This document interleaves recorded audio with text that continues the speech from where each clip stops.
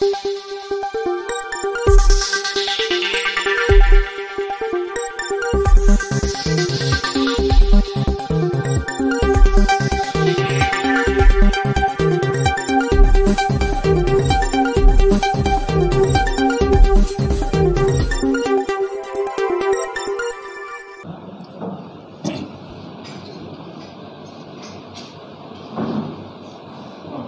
दिन पहले defence ministry ने एक आर्म्ड फोर्सेस के लिए अग्निपथ या अग्निवीर सैनिकों कहेंगे, ये स्कीम लागू की है। और उस स्कीम के बाद उसके प्लसेस और माइनसेस पे 2 दिन से टीवी डिबेट भी चल रहे हैं, न्यूज़पेपर में ही चल रहे हैं। और उससे प्रभावित होकर कुछ जगह आगजनी या एजिटेशन भी हुए हैं। तो पहले तो ये योजना क्या है, स्कीम क्या है? स्कीम ये है कि 17.5 साल से 21 साल तक के यूथ यानी यंग मैन या जवान, वो 4 साल के लिए सेना में भर्ती किए जाएंगे। भर्ती प्रक्रिया वही होगी, हाइट, वेट, चेस्ट, दौड़, फिजिकल, मेडिकल, ये वही होगा। मगर ये 4 साल के लिए भर्ती किए जाएंगे। पहले साल में 40,000 वैकेंसीज, क्योंकि 1.5 लाख वैकेंसी सेना में एट प्रेजेंट हैं, तो उनमें से पहले साल में 40,000 भर्ती किए जाएंगे। और इनको 4 साल में प्रशिक्षण दिया जाएगा, 6 महीने का प्रशिक्षण है। प्रेफरेंस होगी ITI क्वालिफाइड की, यानी टेक्निकल। हमें चाहिए यंग, हमें चाहिए physically fit, mentally alert, morally upright and risk taking. Risk तो बड़ा आदमी भी ले ले, मगर फ़र्क होता है। एक छोटा रिस्क टेकिंग में तेज़ी भी होती है, यानी जज्बा और जुनून वाली उम्र होती है। जैसे हमारे हरियाणवी में कहते हैं 17-27 के बीच में आ गया। तो ये 17 साल, 17.5 साल से 21 साल तक के हम लेंगे। तो ट्रेन करेंगे 6 महीने तक, सेना में रखेंगे, उनकी कैरेक्टर बिल्डिंग करेंगे, उनकी इथोस यानी कि उनके संस्कार, सैनिक संस्कार, देशभक्ति के संस्कार उनमें इम्बाइब करेंगे या उनको सिखाएंगे, लड़ाई सिखाएंगे। हाँ, तो फौज तो फर्स्ट प्रायोरिटी है, हम ऐसा करते हैं। फिर ये फेल्योर नहीं है। मैं कह रहा, खुद मैं शॉर्ट सर्विस अफसर था, मैं तो रह गया, मगर मेरे साथ वाले जो छोड़ गए वो मेरे पे बिठा दे। और शॉर्ट सर्विस अफसरों का तो कमीशन होता ही रहा है, उसमें यूँ क्या वो देशभक्त नहीं बनेंगे, वो फलाना, ये गलत है। अरे मैं कहता हूँ, जाते ही बंदा शहीद हो गया और उसको अशोक चक्र भी मिला, शॉर्ट सर्विस वाला। शुरू में तो ASC ऑर्डिनेंस वालों को भी अटैच करते हैं इन्फेंट्री में, कहीं जाकर। धन्यवाद करते हो ना इनकी तसल्ली होने देता, न जाना है तो जाओ, बैठ जाओ, बैठ ले लो। तो मैं प्रेस कॉन्फ्रेंस कर रहा हूँ कि उन समझाऊँ हूँ, उनने मैं समझाऊँ छूँ कि भाई तुम्हारे को बहका दिया गया है। वो तो उनको समझाने के लिए ही तो ये प्रेस कॉन्फ्रेंस है। वो आर्मी को मोटर रहे हैं, हाँ, पुराने ड्रेस से आपने नौकरी की, जवाब दे लूँ मैं। मॉडर्नाइजेशन एक कंटिन्यूस प्रोसेस है, ये चलता रहा है। उसमें हम सिर्फ अपने घर के अंदर रह के ही सीमित नहीं रहेंगे, हमें चारों तरफ देखना भी पड़ता है कि हमारा मुकाबला किससे है, दूसरी दुनिया के देश क्या कर रहे हैं। उसका एक मैं हरियाणवी एग्जाम्पल देता हूँ। पहले टेलीफोन हम बूथ पे करने जाया करते, आज आपके हाथ में लाइब्रेरी भी है, इस मोबाइल स्मार्टफोन में टेलीफोन भी है, टेलीविज़न भी है, सब कुछ है। This is called modernisation. तो मॉडर्नाइजेशन, अब ड्रोन अटैक आ गया, अब ड्रोन के बारे में पता होना चाहिए। तो मॉडर्नाइजेशन एक कंटिन्यूस प्रोसेस है, पहले भी हो रहा था, तभी हमने जंग जीते हैं। मगर हम लकीर के फ़कीर ना रह के लेटेस्ट मॉडर्नाइजेशन अख्तियार करें। सर 4 साल में कैसे टेक्नोलॉजी आएगी जो उसको वो सीखेगा? तो भारत में पूरे काफ़ी विरोध तो चल रहा है कि लोग बता दिए। कोई उनसे पूछे कह रहे भैया तो सारी नौबत ही 4 साल में आएगी। मैंने एक जवाब दे दिया कि कोर्स करेक्शन कि जैसे जैसे त्रुटियां सामने आएंगी उनके करेक्शन भी होंगे। करेक्शन ये भी होगी कि सिविल में चीफ मिनिस्टर ने कह दिया हम ऑन प्रायोरिटी पुलिस में लेंगे, हरियाणा के मुख्यमंत्री ने तो ये भी कह दिया नहीं सारी सिविल जॉब में लेंगे। इसी तरह से बाकी आप कहते हैं उसकी नो हाउ सलाहियत 4 साल में कैसे हो जाएगी? भाई ड्राइवर है तो उसको उसमें एक्सपर्ट बनाएंगे, इन्फेंट्री का फौजी है तो उसको राइफल चलाना, पिस्टल चलाना, लाइट मशीन गन चलाना और साथ में रॉकेट लॉन्चर चलाना सिखाएंगे। इसी तरह इंजीनियर्स का है उसको इंजीनियर्स का काम सिखाएंगे। हर एक आदमी मास्टर ऑफ ऑल ट्रेड नहीं, अपनी ट्रेड में उसको एक्सपर्टीज दे।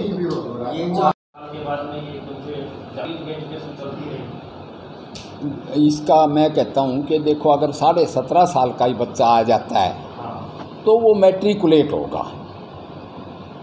अगर 5 साल का पहली में हुआ था, अब तो 6 हो गया, 5 का अगर पहली में हुआ था तो 15-16 साल की उम्र में मैट्रिक कर जाएगा और 18 साल की उम्र में +2 कर जाएगा, 21 तक तो वो ग्रेजुएशन कर जाएगा। तो इसमें सारी रेंज होंगी, कम से कम मैट्रिक, हो सकते हैं ग्रेजुएट भी।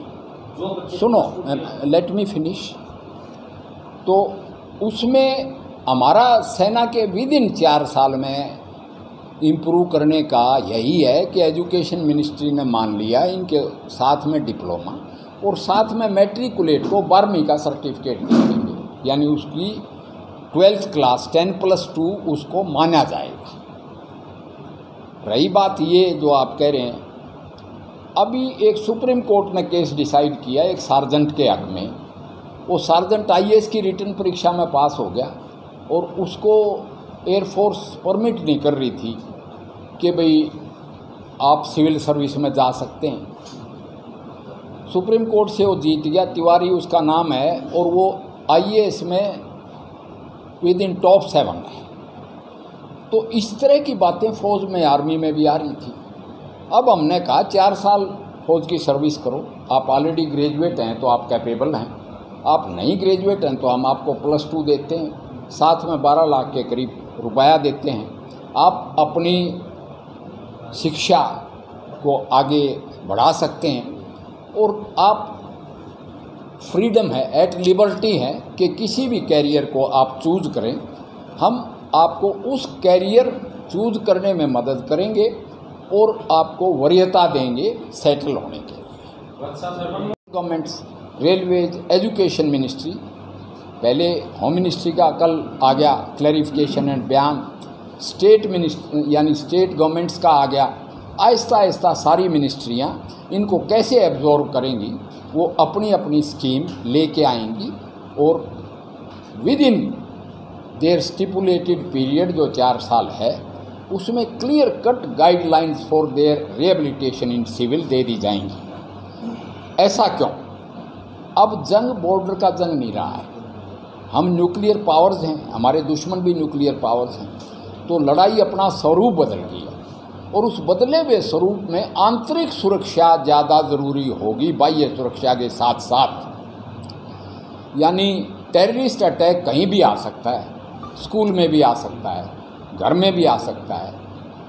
ऐसे हालात में हर जगह trained, technically trained competent manpower चाहिए जो वक्त पड़ने पे टेररिस्ट का मुकाबला कर सके और उनको न्यूट्रलाइज कर सके। इसलिए सिविल फोर्सेस में भी इनकी भर्ती होगी, स्टेट फोर्सेस में भी होगी, स्टेट की बाकी नौकरियों में भी होगी और हर जगह ये कैपेबल होंगे।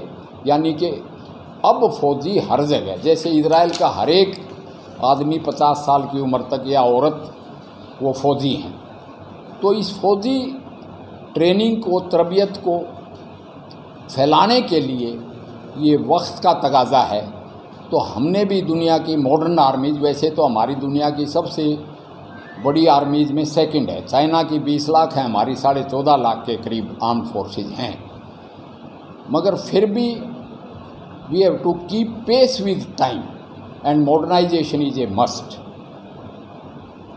ये मकसद है इस स्कीम। उनको मंथली तनख्वाह दी जाएगी, उसका तीसरा हिस्सा यानी पहले साल में 9,000 जमा होंगे सेवानिधि के, और उसमें इतना ही अमाउंट सरकार में लाएगी। रिटायर होते तक उनका पैकेज बढ़ जाएगा, यानी 40,000 के करीब पे पहुंच जाएगी, और जब वो आएंगे 4 साल के बाद तो उनको 11,71,000 रुपये दे दिए जाएंगे सिविल में सेटल होने के लिए। साथ में 48 लाख का बगैर किस्त का बीमा, और कि कोई शहीद हो जाए या एट्रीब्यूटेबल टू सर्विस मौत हो जाए तो उसमें 44 लाख का बीमा और होगा। डिसेबिलिटी के हालात में डिसेबिलिटी पे डिपेंड करते हुए उनकी डिसेबिलिटी का भी अमाउंट लमसम दिया जाएगा। जैसा कि आमतौर से क्वेश्चन आ रहा है कि 25% तो आप रख लेंगे मेरिट के लिहाज से। ये भर्ती भी टोटली ऑल इंडिया मेरिट के लिहाज से होगी, साल में 2 दफ़ा होगी, ऑल इंडिया ऑल क्लासेस भर्ती होगी, मगर मेरिट से होगी। मेरिट उनका ऑनलाइन रिटन एग्ज़ाम भी होगा, एप्लीकेशन भी होगी, और मेरिट का क्राइटेरिया बनाया जाएगा। एक सेंट्रल रिक्रूटमेंट बोर्ड इनकी भर्ती करेगा एयरफोर्स की तरह से। एयरफोर्स और नेवी में भी ऐसा ही होगा। जब वो सिविल में आ जाएंगे तो उनको, जैसा कि माननीय गृह मंत्री ने कहा कि इनको CAPF यानी BSF, CRPF, industrial security force, ITBP, इन सब को सेंट्रल आर्मड पुलिस फोर्स कहते हैं। उसका एक जवाब देता हूँ। 25% तो हम रख रहे हैं परमानेंट के लिए, उनको तो ले रहे हैं। वन थिंग, ये जो फौज है इसको यूं क्यों रख रहे हैं? नहीं तो हम रेजिमेंटल सिस्टम से कोई छेड़खानी कर रहे, जो रेजिमेंटल सिस्टम है उससे कोई छेड़खानी नहीं कर रहे। इसी तरह हम तो कम से कम 25% की बात कर रहे हैं। हमारी ज़रूरत के मुताबिक हमारी पॉलिसी में भी करेक्शन हो सकता है। सर जो युवा वो कह रहे हैं कि 4 साल में जो वो हथियार चलाना सीखें, बेरोजगार होकर यहाँ पर गुंडागर्दी करेंगे, वो हथियार चलाना सीखेंगे, लूट डकैती पड़ेगी इससे। यानी ट्रेनिंग 4 साल में ही दी जाएगी। मेरी बात सुनो, 26 लाख एक्स सर्विसमैन है कंट्री में। उनमें से मैं एग्जांपल दे दूं भाई, captain Amarinder Singh, captain Abhimanyu, Ben Singh भी फौजी था, आपके भी यहाँ 2-3 कैप्टन हैं, तो क्या परसेंटेज बदमाश बने? मेरा क्वेश्चन ये है कि वो बहुत ही मिनिस्क्यूल यानी बहुत ही बारीक परसेंटेज है, एक आध अपवाद हो गया तो, वरना फौजी एक डिसिप्लिन्ड लाइफ लीड करता है। और फौजी की हर जगह यूँ कहते हैं फौजी है तो हम इसको प्रेफर करेंगे। मेरा जवाब ये है, आप डिसिप्लिन आता 20-25 साल। मेरा एक चीज़ का जवाब देता हूँ। एक आदमी भर्ती हुआ, ट्रेनिंग करके गया और शहीद हो गया, इसका मतलब वो कम डिसिप्लिन्ड और कम बहादुर था। उनको वीर चक्र भी मिल चुके, उनको सेना मेडल भी मिल चुके, उनको अशोक चक्र भी मिल चुके। मैं खुद शॉर्ट सर्विस अफसर था और उस टाइम 30% को परमानेंट कमीशन मिलता था। मैं लेफ्टिनेंट जनरल बन गया, एक अलग चीज़ है। मेरे साथ जो बाहर छोड़ के गए, जो अमेरिका में चले गए, डॉक्टरी है, वो तो आज उनका अपना हवाई जहाज़ है। आप इस एस्पेक्ट को क्यों नहीं देखते? यहाँ भी ये जितने डॉक्टर बैठे मेरे साथ आए, सब पैसे के लिहाज से, बिजनेस के लिहाज से मेरे से बड़े हैं। तो आप इसका पॉजिटिव साइड देखो। पॉजिटिव साइड ये है कि भाई नौकरी में प्रायोरिटी, फौज में आपकी नौकरी, आपको फौज का ठप्पा, और ठप्पा भी सच्चा, झूठा नहीं, आपको कैपेबिलिटी दे दी, देश पर कोई मुसीबत आ जाए, आंतरिक सिक्योरिटी की मुसीबत आ जाए, आप यूँ क्यों कहो बदमाश बन के, हम यूँ कहेंगे उसको पुलिस में यूज़ कराएंगे, हम उसको सर्विस में यूज़ कराएंगे। वो तो हर एक चीज़ का है, बस में बैठ के जा रहे हैं, एक्सीडेंट वहाँ भी हो सकता है। बट चीज़ में इनको भर्ती में तरजीह या वरीयता या प्रायोरिटी दी जाएगी, क्योंकि ये रेडीमेड ट्रेंड सोल्जर्स होंगे। पहले जब CAPF बनाया गया था तो वो फौज से ही लेटरलाइजेशन किया गया था। साथ में जैसा कि मुख्यमंत्रियों ने बताया, हमारे माननीय मुख्यमंत्री हरियाणा ने भी बताया कि भाई सिविल नौकरी में भी और ख़ासकर पुलिस में इनको वरीयता दी जाएगी, प्रायोरिटी दी जाएगी, प्रेफरेंस दी जाएगी। इसी तरह योगी जी ने भी कहा, इसी तरह बीजेपी जहाँ भी सरकारें हैं उन्होंने इनको प्रेफरेबली लेने की बात कही, या वरीयता की या प्रायोरिटी की या प्राथमिकता की बात कही, यानी कि इनका सिविल में भी जाके सेटलमेंट हो जाएगी। और जो अपना कोई उद्यम स्टार्ट करना चाहते हैं तो उद्यम स्टार्ट करने में स्टार्टअप्स में भी इनको प्रायोरिटी या वरीयता दी जाएगी। मेरिट के लिहाज से इनको फौज में रख लिया जाएगा। इसका फ़ायदा सेना का मॉडर्नाइजेशन, हम 75 साल पुराने ढर्रे पे कायम नहीं रह सकते। इज़राइल का मॉडल लिया है हमने, UK का मॉडल, फ्रांस का मॉडल, रूस का, चीन का, कोरिया का, ये सब स्टडी करके एक हिंदुस्तानी मॉडल निकाला है। फ़र्क इतना है कि उन मुल्कों की जनसंख्या कम है और हमारी जनसंख्या 140 करोड़ है, तो हमें कॉन्स्क्रिप्शन या कंपल्शन या लाजमी फौजी सर्विस की बजाय इसको स्वैच्छिक बनाया है। बड़े से कमरे में बैठे यूँ बोले आ जाओ, तो मेरे मन में कित उठ के चल गाड़े बुला ले। तो everybody is averse to change. उस चेंज जो बेटर चेंज हो उसके लिए भी पहले रिएक्शन होती है या इनिशियल रिएक्शन है।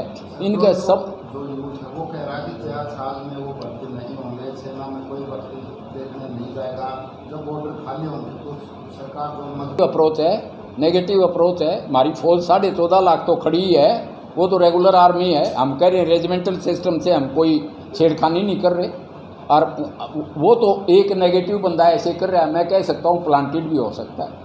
ऐसे लाखों मिल जाएंगे, दोनों कहेंगे ना जी 4 साल नौकरी कराएंगे, फिर हमने ये फैसिलिटीज़ दो, सिविल में जॉब दो, हम तैयार बैठे हैं। लेकिन तो पॉजिटिव वो कह रहे हैं कि योजना ठीक है, लेकिन 5 साल जो MLA होता है और MP होता है वो पेंशन लेता है, 2 साल बनता है तो पेंशन लेता है। वो कह रहे हैं कि अगर पेंशन भी हो जाए तो इस योजना को MLA और MPs के बारे में भी कुछ गलत धारणाएँ हैं। पहला कहते हैं कि टैक्सेबल नहीं है, हमारा 1 लाख रुपए सैलरी है वो टैक्सेबल है, टैक्स भरता हूँ मैं भी, धर्मवीर सिंह भी भरते हैं। दूसरी बात कहते हैं बिजली पानी वो सारा मुफ्त है, यो भी गलत है। केजरीवाल ने नॉर्मल से भी दुगना लगा रखा है, दिल्ली में हम पे करते हैं गैस तक का। बाकी रही पेंशन की, ये एक पॉलिसी डिसीजन है हमारी। 2 साल में पेंशन मोदी जी ने नहीं दी, कोविड की वजह से हमने कटवाई। मैं यूँ कहता हूँ भाई, मैं तो तेल भी अपनी जेब से फूकने लग रहा हूँ, फौज की पेंशन में गुजारा हो, मेरा जो मिले है उसमें तो गुजारा भी नहीं होता। तो ये भी गलत भ्रांतियाँ फैला रखी हैं। और जो सरकार का फैसला, जो मोदी जी का फैसला होगा पेंशन के बारे में, हम उसको सहर्ष स्वीकार करें। पहले तो युवा, अब जो युवा हैं ना, 30 आदमी खड़े होते हैं लाइन में या कोशिश करते हैं तो उनमें से 1 भर्ती होता है, 100 में से 4 होते हैं। अब 1.5 लाख हमारी वैकेंसी पड़ी है, अब उनको बढ़ेंगे तो फौज को मैन पावर मिली कि नहीं? 4 साल के लिए तो मिली। 4 साल के बाद मैं कह रहा हूँ कि भाई हम मिड कोर्स करेक्शन उस वक्त 4 साल के बाद देखेंगे कितना की ज़रूरत है। 25 तो कम से कम है, 25%, बाकी कितना की ज़रूरत है। उसके बाद हमने सिविल में उनको दे दी वरीयता या प्रायोरिटी या प्रेफरेंस, वो एडजस्ट हो जाएंगे। मैं ये कहता हूँ कि हमारे जवानों को जिनको हम ट्रेन करेंगे, फौज में रखेंगे, अफवाह फैलाने वालों से ज़्यादा चिंता मोदी जी को और अमित शाह जी को, राजनाथ सिंह जी को है। ये हमारी चिंता है कि वो एडजस्ट होंगे कि नहीं होंगे। हम कोशिश कर रहे हैं कि उनको एडजस्ट करें पूरे से पूरा, मगर कुछ ऐसे होते हैं कि ना भाई मैं तो अपना बिजनेस करूँगा, मैं तो IAS करूँगा। अब तो असली बात यह है कि फ़ौज में भर्ती होने के बाद एक जवान की समस्या शुरू हो जाती, नाम कटाना, ब्याह हो गया, ब्याह होने पाछे वो देखें भाई यहाँ यो तो रोज़ घर आजे है और तुम बैठा रहे बॉर्डर पे। तो हमने ऑप्शन दे दिया भाई 4 साल फौज की नौकरी कर, इतने बैचलर है, रिस्क भी ज़्यादा ले लेगा, तू स्मार्ट भी ज़्यादा है, ठाडा भी है, बोल्ड भी है। उसके बाद तेरे को हमने ये क्वालिफ़िकेशन पकड़ा दी, ये पैसा पकड़ा दिया, सिविल में तेरी वरीयता है तो वहाँ जाके सेटल हो जाए। जो रहना चाहे मेरिट के लिहाज से हम रख लेंगे। तो ऐसे स्वेच्छा से ज्वाइन करने वाले जवान जो अपने प्राइम ऑफ लाइफ में हैं, जो देश के लिए मर मिटने के लिए तैयार हैं, साथ में कैपेबिलिटी और हुनर से वाकिफ़ हैं, वो देश की सेवा करेंगे। और फिर सिविल में वरीयता के लिहाज से या प्रायोरिटी के लिहाज से सेटल होने का या उद्यम शुरू करने का जज्बा और सलाहियत रखते हैं, यानी कैपेबिलिटी भी रखते हैं। तो ये स्कीम है, इसमें विन विन सिचुएशन है।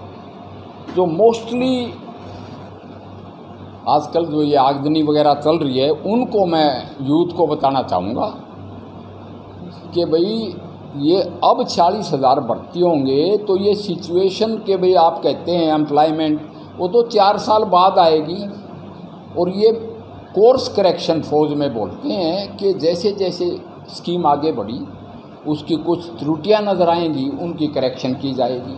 फिर एक इसमें लफ्ज़ लिखा गया है कि देश की डिमांड के सेना को कितनों की 25% तो कम से कम है, मगर 4 साल के बाद हालात क्या होंगे, जियोपॉलिटिकल यानी कि सिक्योरिटी सिचुएशन क्या होगी, उस सिक्योरिटी सिचुएशन को देखते हुए ये सारी स्कीम कोर्स करेक्शन कर सकती है। यहाँ इनका तरीका थोड़ा सा बदलेगा कि भाई ऑनलाइन एप्लीकेशन वो तो अब भी होते हैं। हाँ देखो, फिज़िकल वही रहेगा, वो दौड़ें भी गए, उनकी हाइट वेट भी लिया जाएगा और उनका मेडिकल भी होगा, उनसे जंप भी कराएंगे और उनकी शैक्षणिक क्वालिफिकेशन भी। ऐसे रखें, यानी भर्ती रैलियां बंद हो जाएंगी? बंद नहीं होंगी, इन्हीं की रैली होंगी। तो ये लिए जाएंगे। हाँ सुनो, प्रोडक्शन वाली बात नहीं, जो मेरी बात सुनो, उसका तो प्राइम मिनिस्टर ने रिप्लाई दिया कि 10 लाख जॉब तो इमीडिएटली देंगे।